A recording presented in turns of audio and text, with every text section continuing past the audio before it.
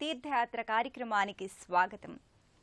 శుద్ధ సాత్విక స్వరూపంలో వెలిగే జగన్మాత శ్రీ మహాలక్ష్మీదేవి తన భక్తులకు నైతిక బలాన్ని అందిస్తూ వారిని కార్యోన్ముఖుల్ని చేసే శక్తి యుక్తుల్ని లక్ష్మీదేవి అందిస్తుందని నమ్మకం. ఆమె సకల కార్యాలకు సంకల్ప శక్తి, కార్యాల్ని జయప్రదంగా కొనసాగింపచేసే ధీయుక్తి. లోకైక దీపాంకురాం అని అమ్మను ఆరాధిస్తాం. ఆ దివ్యజనని ఆశ్రిత కల్పవల్లి, వరాల్ని కురిపించే బంగారు తల్లి. అందుకే ఆ జగన్మాతను కనక మహాలక్ష్మిగా పూజించుకుంటున్నాం. నమ్మి వేడిన భక్తుల ఇలవేలు పైన కనక మహాలక్ష్మీదేవి విశాఖపట్నంలోని బురుజుపేట ప్రాంతంలో కొలువుదీరింది. మన రాష్ట్రంలో సుప్రసిద్ధమైన ఈ ఆలయ విశేషాల్ని నేటి తీర్థయాత్రలో తిలకిద్దాం.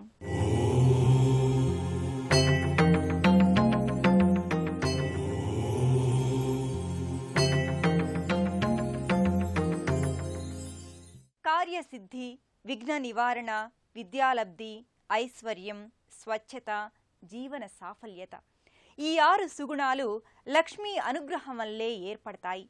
ఆ దివ్య సుగుణాల్ని అనుగ్రహించే జగజ్జనని కనక మహాలక్ష్మి. ఇతర దేవాలయాల్లో వలే కాక గోపురం లేని బహిరంగ మంటపంలో ఈ అమ్మవారు ప్రతిష్ఠితమై ఉంటుంది. ఎన్నో శతాబ్దాల పైబడిన చరిత్ర ఉన్న అమ్మవారు ఉత్తరాంధ్ర ప్రజల ఆరాధ్య దైవంగా భాసిల్లుతోంది. కనక మహాలక్ష్మి దర్శనం సకల అభీష్ట ప్రదాయకంగా భక్తులు భావిస్తారు.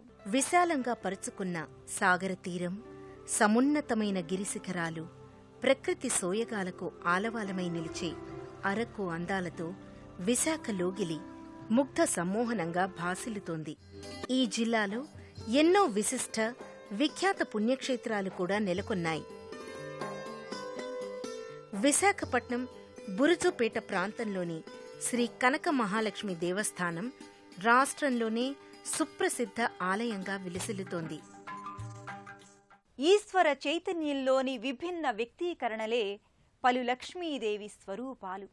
ఆ కోవలోనిదే కనక మహాలక్ష్మీదేవి స్వరూపం. అనంతమైన అఖండమైన పరమేశ్వర విభూతులే లక్ష్మీ వైభవాలు. ఆ దివ్య వైభవ ప్రాభవాలకు సంకేతంగా విశాఖలో కనక మహాలక్ష్మీదేవి అలరారుతోంది. భక్తుల కొంగు బంగారం. తాము వీసమెత్తు బంగారం కొనుక్కున్నా, ఆస్తిపాస్తులు కలిసొచ్చినా, ఉద్యోగం దొరికినా, పెళ్లి సంబంధం కుదిరినా, సంతానం కలిగినా అదంతా కనక మహాలక్ష్మి అనుగ్రహంగానే ఈ ప్రాంతవాసులు భావిస్తారు. ఈ భక్తి భావన అమ్మ పట్ల వారికున్న ప్రగాఢమైన అచంచలమైన విశ్వాసాన్ని వెల్లడిస్తుంది. పిలిస్తే పలికే తల్లిగా, కోరిన వరాల్ని ఇచ్చే కల్పవృక్షంగా, సంపదల్ని సౌభాగ్యాల్ని ప్రసాదించే తల్లిగా భక్తులు అమ్మను ఆరాధిస్తారు. విశాఖ ప్రాంతంలో పరిసర గ్రామాలలో ఏ ఇంట ఏ శుభకార్యమైనా, ఏ వేడుకైనా తొలి పిలుపు కనక మహాలక్ష్మికి. తన ఆరాధ్య దైవమైన ఇలవేలుపైన కనక మహాలక్ష్మీదేవికి చీర సారెల్ని సమర్పించి భక్తులు అమ్మ పట్ల తమకున్న అనురక్తిని చాటుకుంటారు. అమ్మవారికి ఆలయ గోపురాలు నిర్మించే సంప్రదాయం ఇక్కడ లేనందున అమ్మవారి నెలవకు ముందు అనివెట్టి మంటపం ఉంటుంది. దక్షిణ వైపున ఉన్న ప్రవేశ ద్వారం నుంచి ఉత్తర దిక్కులోకి భక్తులు ఆలయంలోకి ప్రవేశం చేస్తారు. ఎందరో చక్రవర్తులు, రాజులు ఈ తల్లిని ఇలవేలుపుగా ఆరాధించారు. ఆ ఆరాధనా పరంపర నేటికీ కొనసాగుతోంది. వర్ణ వర్గ విచక్షణలేవీ లేకుండా అమ్మవారికి భక్తులు స్వయంగా పూజలు, అభిషేకాల్ని నిర్వహించుకునే వెసులుబాటు ఇక్కడ ఉంది. సరసిజ నిలయే సరోజహస్తే ధవళతమాం సుఖగంధమాల్య శోభే భగవతీ హరివల్లభే మనోజ్ఞే త్రిభువన భూతికరి ప్రసీద మహ్యం అంటూ శంకర భగవత్పాదులు కనకధారాస్తవంలో శ్రీ కనక మహాలక్ష్మిని స్తుతి చేశారు.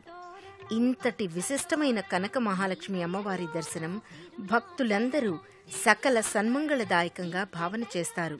వైకుంఠపురవాసిని అయినటువంటి మహాలక్ష్మి భూలోకంలో, ఆంధ్రదేశంలో, విశాఖపట్నంలో బురుజుపేట యందు స్వయంభూమూర్తి ఆవిర్భవించి ఉన్నారు. అమ్మవారు మహాలక్ష్మి స్వరూపము, శాంతమూర్తి. అనాదిగా ఇక్కడ స్త్రీలందరూ కూడా సమస్తమైనటువంటి భక్తజనులు స్వయంగా పూజ చేసుకోవడం వస్తూ ఉన్నటువంటి ఆచారం.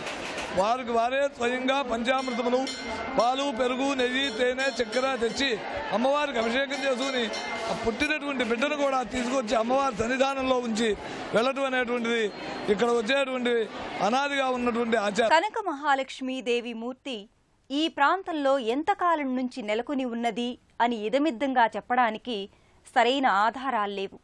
విశాఖ ప్రాంతాన్ని పరిపాలించిన రాజులు నివసించే కోట బురుజు ప్రాంతంలో అమ్మవారి నెలవు ఉండేది.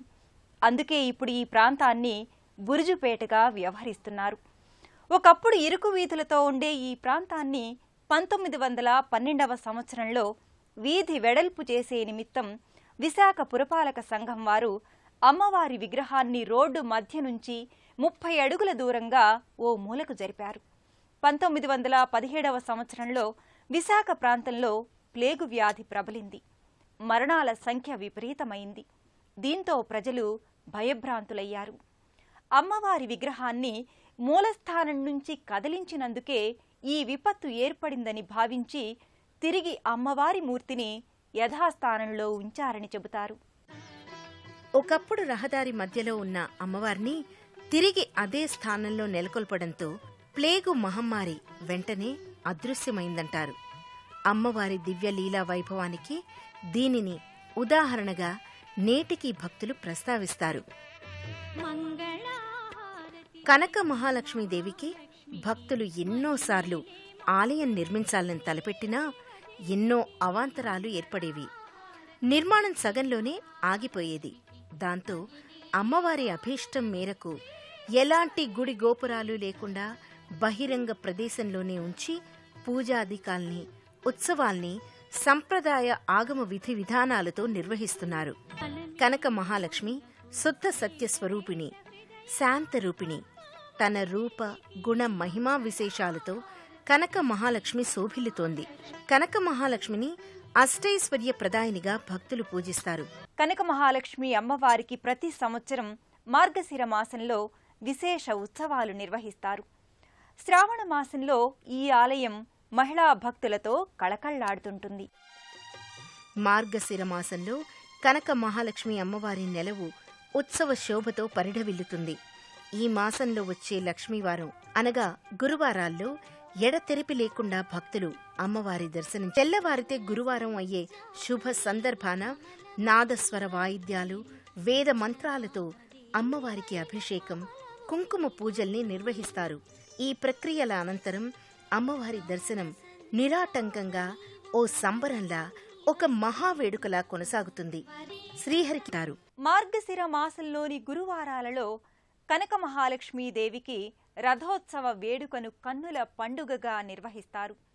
పుష్పాలతో, పుష్పమాలికలతో అందంగా తీర్చిదిద్దిన రథంలో అమ్మవారి ఉత్సవ మూర్తిని నెలకొల్పి ఆలయ పరిసరాలలో నిర్వహించే ఈ వేడుక కమనీయంగా పరిఢవిల్లుతుంది. రథంలో ఉన్న కేశవుణ్ణి, లక్ష్మీదేవిని తిలకించి సేవించినట్లయితే సకల శుభాలు చేకూరుతాయని ప్రతీతి.